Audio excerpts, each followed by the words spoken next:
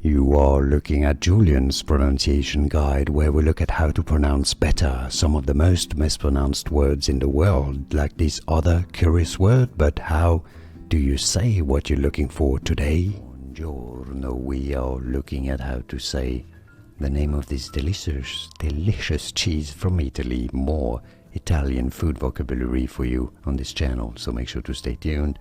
In Italian, it is said as Parmigiano. Parmigiano. So you could say it as Parmigiano, or it's better than Parmesan, right? Parmigiano. Parmigiano. And now you know. Thanks for watching. Arrivederci. Ciao ciao.